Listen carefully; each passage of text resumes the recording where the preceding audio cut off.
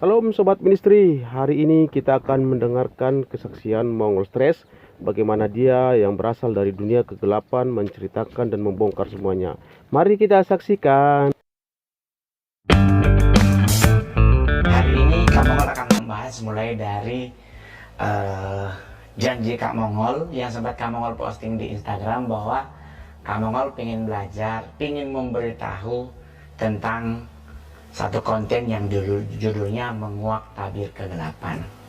Kenapa Kak Mongol pengen belajar menguak tabir kegelapan? Karena melihat perkembangan saat ini dengan adanya pandemi, banyak orang akhirnya dia lebih condong untuk mencari jalan pintas daripada dia percaya dengan kebaikan Tuhannya. Ya kan, banyak orang yang akhirnya lebih terpapar dengan penggandaan uang, pesugihan, dan sebagainya yang sejujurnya itu juga dari sisi kebenaran menurut catatan agama adalah sebuah hal yang dianggap bagian dari dosa. Kalau di agama Muslim dibilang bagian dari musyrik karena menduakan Tuhan. Tapi kita nggak bisa bilang itu nggak benar. Kita nggak bisa bilang itu nggak ada. Justru kita harus ingat bahwa itu ada. Dan kita bisa lihat setiap hari, bahkan dalam SMS yang masuk ke handphone, bahkan ada yang menawarkan penggandaan uang. Yang saya, Mongol pernah dapat, dan Mongol SMS balik orangnya. Mongol bilang, mendingan lu dulu gandain uangmu, ngapain gandain uang orang? Ya dong, lu bantu diri sendiri dulu, jangan ngebantu orang lain terus orang lain lu bantu terus lu mintain duitnya 2-3% dari itu buat lu. Itu kan nggak fair namanya. Nah, cuman hari ini Mongol akan membahas dari sisi tertentu, dan tapi Mongol bahagia banget. Mongol sekarang pakai cincin baru. Ini pemberian dari Brother Sek Martin, cakep banget, dari Brother Martin J. Mayer.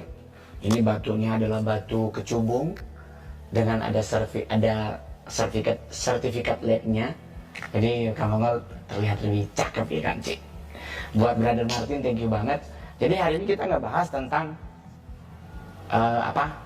sisi dunia kegelapan. Jadi dunia kegelapan itu adalah salah satu dunia yang sejujurnya paling dekat dengan kita, khususnya yang namanya teritori. Jadi setiap wilayah memiliki teritori sendiri. Karena kalau kita bicaranya di podcast sebelumnya bahwa manusia untuk cari duit perginya ke dukun, ya kan? Dia ke sini, dukun kan nanti dia ke atas. Nah, dukun gak akan pernah bisa sampai di level sini.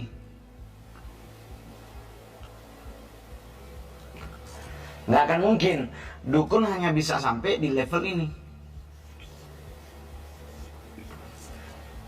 Karena di level ini dan level ini itu udah wilayahnya udah lebih spesifikasi lagi, udah lebih horor.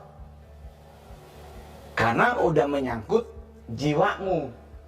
Kalau level ini itu namanya teritori.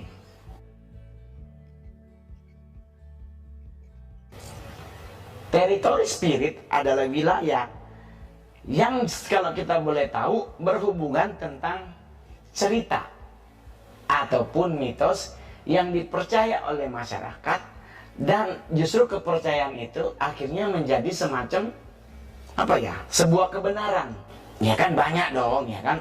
Kita di sini pasti mengenal teritori buat pingin kaya, ya kan. Konon kabarnya kita harus ke seorang perempuan cantik yang dari ular, namanya Nyi Blorong gitu. Nah kan kalau dari sisi agama Kristen maupun agama Islam itu kan bagian dari musyrik. Karena kalau lu mau pingin kaya, harusnya kan lu jangan ke wilayah ini. Nggak boleh ke wilayah ini.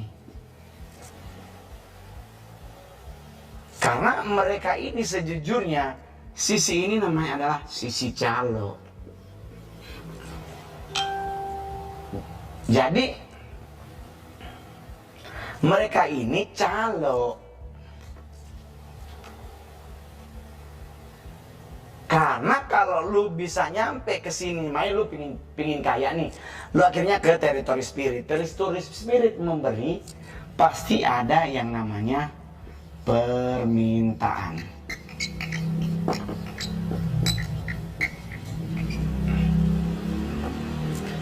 Mereka pasti akan minta something. Itu yang ditop dengan nama tumbal.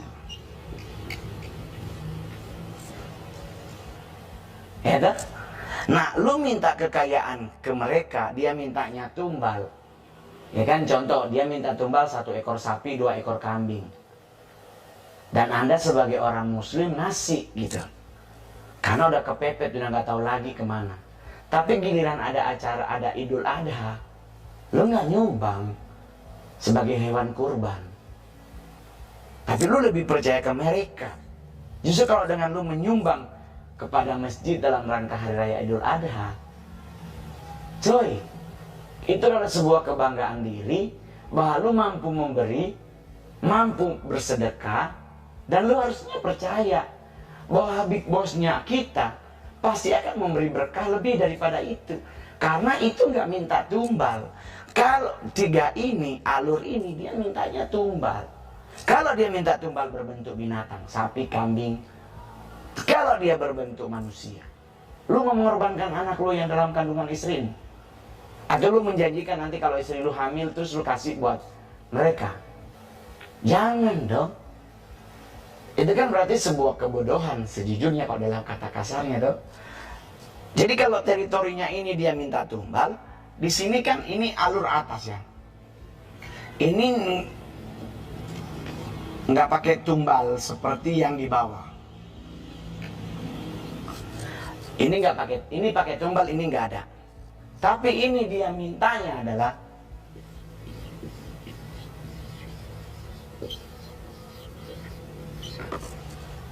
udah dia ngambil, langsung diambil jiwamu. Kenapa lu kalau sampai ke sini? Ini kan sisi namanya satanik. Ini sisi demon.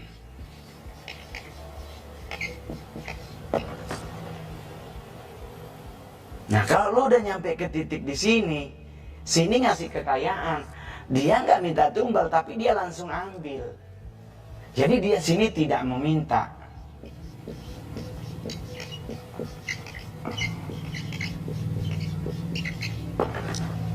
Dia nggak minta, tapi dia langsung mengambil. Kenapa dia mengambil? Karena kalau sampai lu ke sini, berarti lu udah tahu lu harus mempersembahkan jiwamu kepada mereka. Kalau itu terjadi, ya sudah, berarti engkau sudah menjual dirimu kepada kesesatan. Kalau di sini, di alur ini, dia masih pakai sistem calo. Ini kan cuma perantara yang memberikan yang ini, yang titik satanik atau titik demonik. Ini hanya calo. Lu minta 10-100 miliar, yang dikasih paling cuma 1 miliar. Tapi kalau di sini lu minta 10 M, 100 M, dikasih 100 M. Tetapi jiwamu pasti tidak akan selamat. Jadi solusi yang paling gampang adalah, ya paling benar kerja. Buat teman-teman yang beragama muslim, datengin ibumu. Kan ibu ayah. Datengin orang tua perempuan. Datengin ibumu.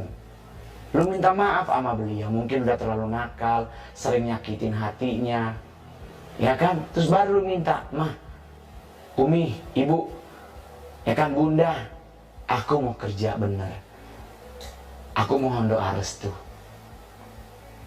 Pasti dikasih restunya, pasti lu didoain. Dan di saat lu melangkah bekerja, jangan berharap langsung jadi. Tapi kan setidaknya pematangan diri, bekal untuk lo bisa sukses, karena ada topangan ibumu.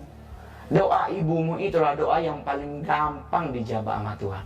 Kalau di agama Kristen, doa ayah dan ibumu itu paling didengar oleh Tuhan. Nah, kalau lu melangkah dalam hidup disertai dengan doa orang tuamu, kira-kira lu akan mengalami kegagalan? Bisa. Kalau akhirnya lu hopeless di tengah jalan, menyerah. Kamu kalau aja nggak ada doa ibu, kamu nggak bisa sukses, gitu. Jadi teman-teman, ini ingat, ini bayi tumbal, ini tidak minta tumbal tapi langsung ngambil jiwa. Ingat. Jadi ini kalau dari sisi perdukunan, ya. Nih, kamu mau kasih itu lagi nih. Baru yang kedua, Kalau kita bicara tabir kegelapan, di tabir kegelapan itu induknya namanya induk dari kegelapan adalah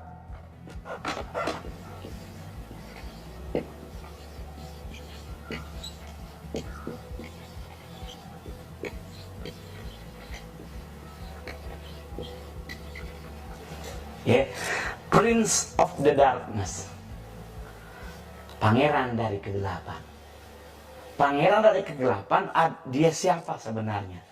Inilah salah satu dari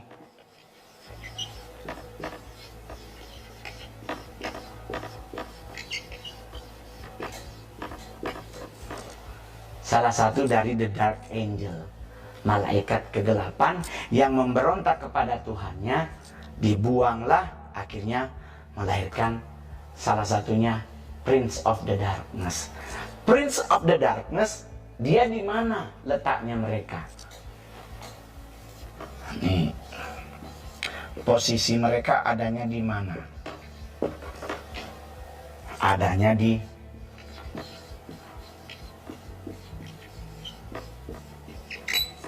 neraka dengan gelar satu-satu.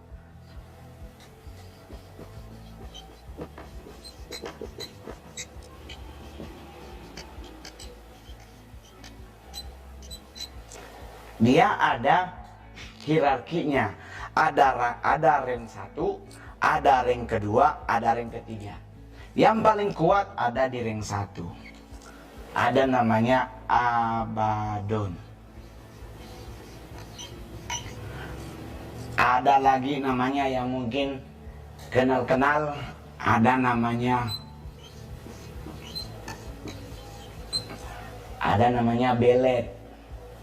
Itu rang 2, ada namanya Vasago.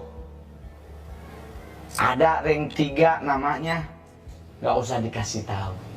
Karena kalau kita mau belajar ini, kita akan lupa belajar tentang agama, tentang kebaikan Tuhan. Kita akan lupa bahwa ternyata dari semua ini, yang paling berkuasa kan Allah, yang paling berkuasa kan Tuhan. Mereka memberi apa? Orang mereka udah diusir dari surga kok. Jadi kita nggak harus terlalu mempercayai tentang manuver ini, karena posisi mereka adanya di neraka. Nah kalau kita ngambilnya lebih percaya mereka, berarti kita kesini ending hidup kita.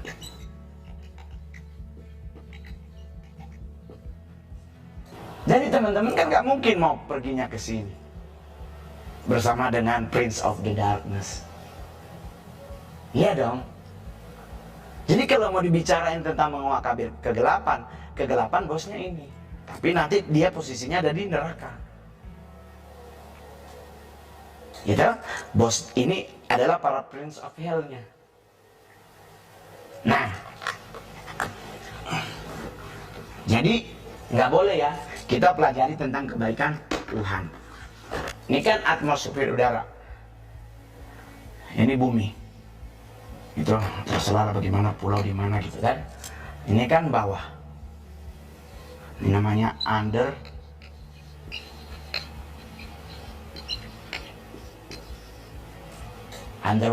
Apa bahasa Inggrisnya ya? Pokoknya di bawah gitu. Ini kan di atas. Di atas ini kan ada hierarkinya. Sini teritori, spirit. Di atas lagi demons. Toh, di atasnya lagi satanik. Toh. Nah, ini kan dari sisi kegelapan.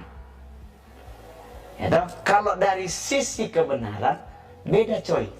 Jadi kalau dia adanya di underworld ini, kalau di sisi kebenaran ini kebalik. Jadi ini dari sisi kegelapannya. Ingat, sisi kegelapan ini bumi. Ya kan, ini bumi. Kamu nggak bisa gambar global, nggak hatam, nggak jago gitu. Ini taruhlah ini bumi, toh di bawahnya itu ada dunia di bawah, toh. Dan konon kabarnya kan neraka tidak di atas, neraka itu adanya di bawah. Nah di bawah ini kan ada berbentuk kingdom.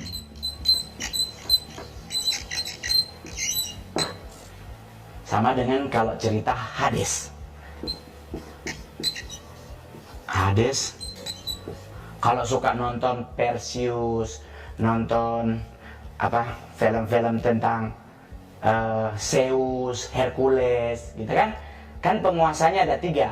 Ada Zeus, penguasa langit, penguasa air Poseidon, penguasa alam bawah underworld adalah Hades. Nah, ini adalah tempat orang yang mainnya di sini. Ingat baik-baik. Kalau Anda mainnya nyari dukun, percaya sama ini, percaya sama ini, percaya sama ramalan ini, percaya sama orang ini, Anda mainnya berarti di daerah ini. Ending hidupmu pasti akan ke underworld, ke bawah. Di agama Kristen juga sama. Mereka yang bermain di dunia kegelapan nggak akan bisa Tuhan tolong hidupnya, karena berarti engkau sudah melakukan hal yang sangat fatal. Agama Islam dibilang musyrik, agama Kristen dibilang menduakan. Ya kan? Keluaran 20, jangan ada padamu Allah lain di hadapanmu, di hadapanku, jangan membuat bagimu patung yang menyerupai apapun yang ada di langit, di bawah bumi, di bawah air dan sebagainya. Ya kan? Berarti engkau sudah melakukan sesuatu yang fatal, Tuhan nggak suka. Ya kan? Nah, kalau di sisi kebenaran, ini sisi kegelapan ya, ini sisi kegelapan. Kalau sisi kebenaran,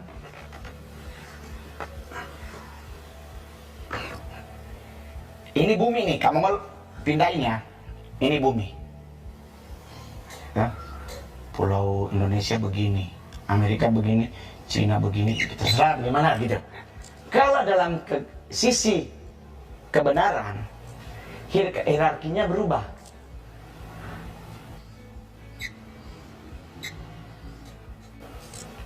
Perubahannya di mana?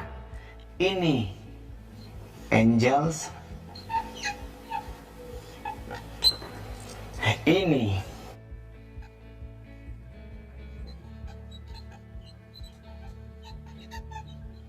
ya, ini. Oh, kebalik. Tunggu. Ini ordo 4 dan 5, ini ordo 1 dan 3. Ingat, sisi kebenaran, ini sisi kebenaran.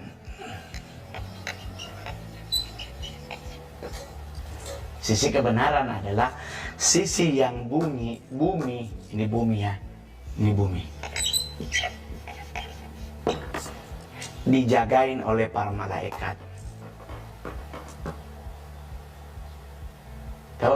Dijaga oleh para malaikat Tuhan. Jadi bumi dijaga oleh malaikat Tuhan. Di satu sisi ada sisi kegelapan yang ini. Jadi pertempuran antara kebenaran dan kegelapan, mana yang menguasai bumi, itu tergantung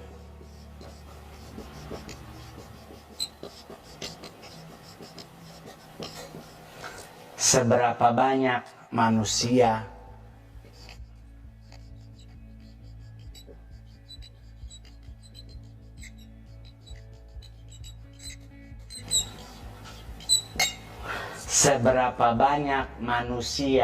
yang masih percaya Tuhan.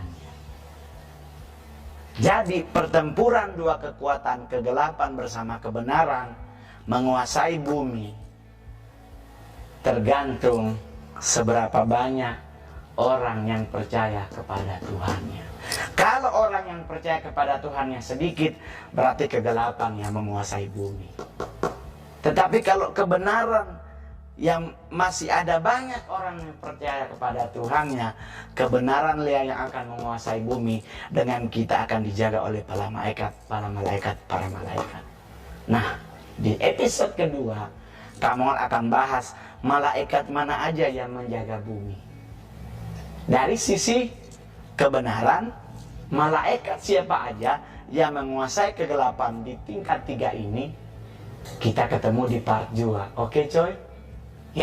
Ini ada 3 lingkaran jaga bumi, tapi ada 3 tingkatan kegelapan. Juga sedang bertempur mencari bisa menguasai bumi. Ya, jadi kebenaran dan kegelapan akan bertempur menguasai bumi. Tergantung masih adakah orang yang percaya kepada Tuhannya. Jadi buat engkau yang beragama, tetap percaya sama Tuhan, tetap percaya sama Tuhan. Jangan lupa bangun pagi, doa pagi buat yang beragama Kristen, ya toh. Buat yang beragama Muslim, jangan lupa jalankan ibadah sholatmu, ya kan? Perbaharui diri kita masing-masing, berpikir positif, percayalah tepat pada waktunya, pasti Tuhan akan menolong hidup kita. Oke, jangan lupa di subscribe, like, comment, share, dan lonceng. Kita akan ketemu di part 2 tentang membahas siapakah yang ada di sisi kegelapan dan siapa yang ada di sisi kebenaran. Sekali lagi buat Brother Sam yang udah ngasih cincin buat Mongol, thank you banget. Terima kasih. God bless you all. Bye-bye.